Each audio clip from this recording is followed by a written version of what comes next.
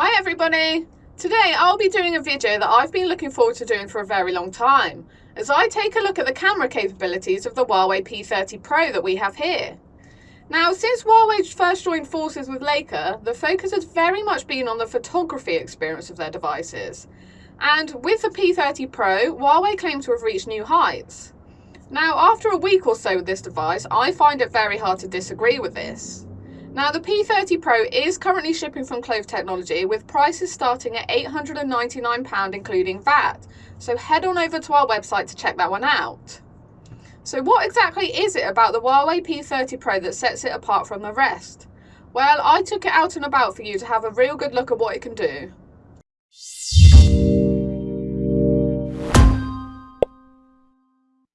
So before we have a real good look at the actual results of the camera of the P30 Pro, it's important to know exactly what this device is packing, and that's a very impressive Leica quad lens rear setup.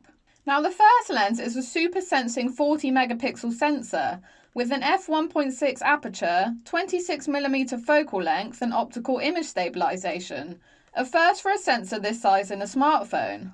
This is backed by a 20 megapixel ultra wide angle lens with an f2.2 aperture that can capture macro shots, an 8 megapixel telephoto lens with 5x optical zoom, and lastly, Huawei's 3D time of flight sensor, used to speed up autofocus and also to measure depth.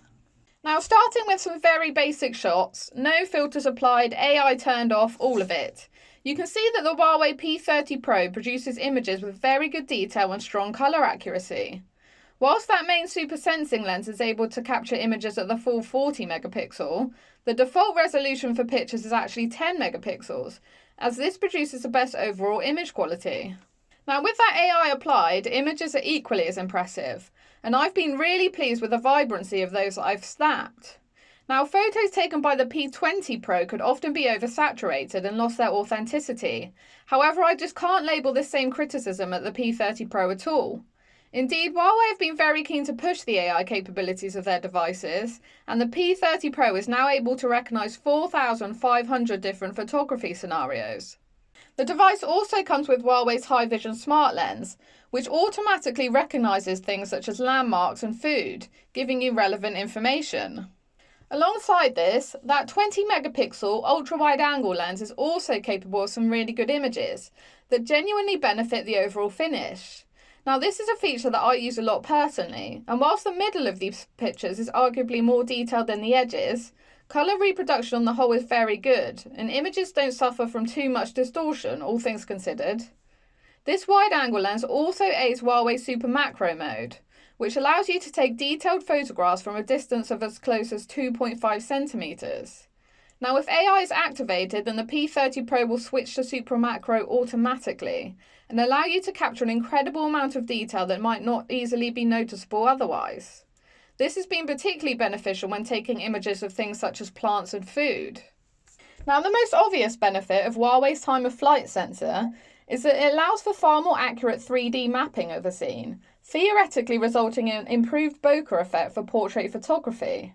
Now, this works by tracking how much time light takes to travel from the camera, a subject, and back to the camera, to analyse where objects are in a space alongside their dimensions for more convincing bokeh effects.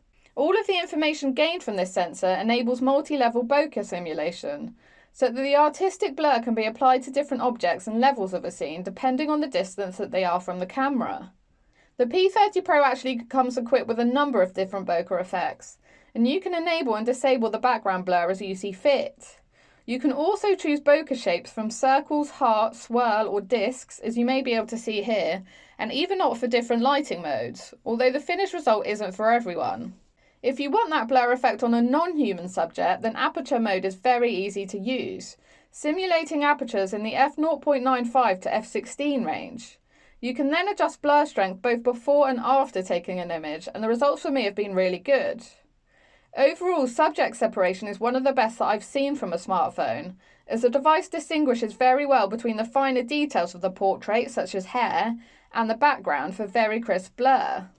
So I would imagine by this point you're probably thinking, okay, great pictures, great specs, but what really makes the Huawei P30 Pro stand out? Well, that's where the zoom capabilities come in. Indeed, the Huawei P30 Pro offers 5 times optical zoom, 10 times hybrid zoom, and 50 times digital zoom. That 8 megapixel telephoto sensor produces a 5 times optical zoom that offers surprisingly impressive levels of detail, as you might be able to see from some of the images I've taken here. Photos still have that crispness to them and are very natural with great colour reproduction. Now at this 5 times zoom, the P30 Pro relies exclusively on that telephoto lens. However, for the 10 times hybrid zoom, it works to combine data from all 3 sensors, capturing image data from all lenses combined.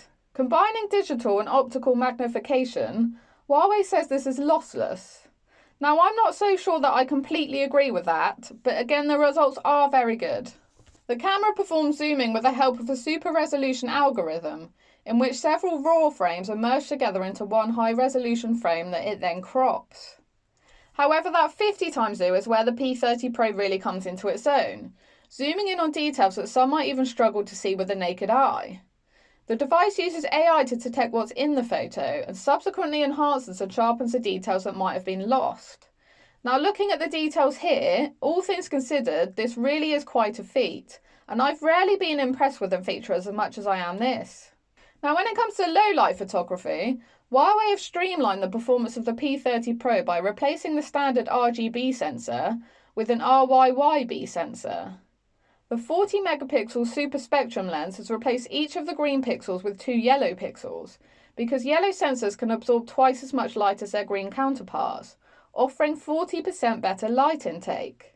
Alongside this, Huawei has boosted the max ISO levels up to 409/600 from 102/400 to further aid with shooting in low light.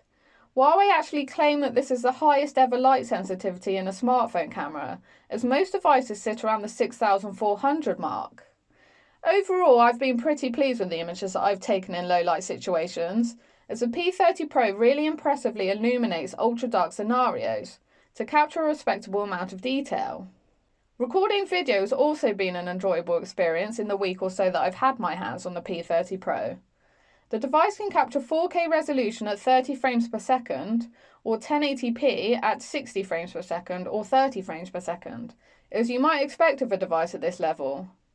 Indeed, the camera records at 60 frames per second in bright light, whilst in lower light when slower shutter speeds are required for good exposure, the camera then switches back to the more conventional 30 frames per second.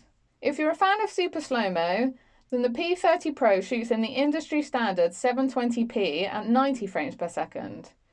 Generally, finished videos contain around 6 to 10 seconds of slow-mo, sandwiched by 2 seconds of regular speed action.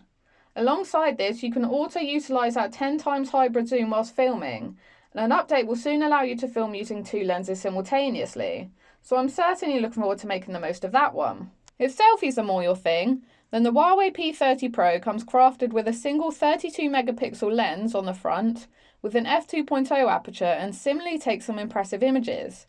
Dynamic range really is excellent for a selfie shooter, colours are good and photos contain plenty of detail. The same portrait mode with bokeh effect that features on the main camera is also used on the front. And whilst the results are very good and better than a lot of devices that I've used, subject separation just isn't the same. But it is understandably hard to compete with that rear setup. So overall, I think the camera of the P30 Pro more than lives up to expectation. That zooming feature really is unbelievable, and the quad lens setup really does it all. Images are crisp, colour reproduction is good, and an extraordinary amount of detail is captured.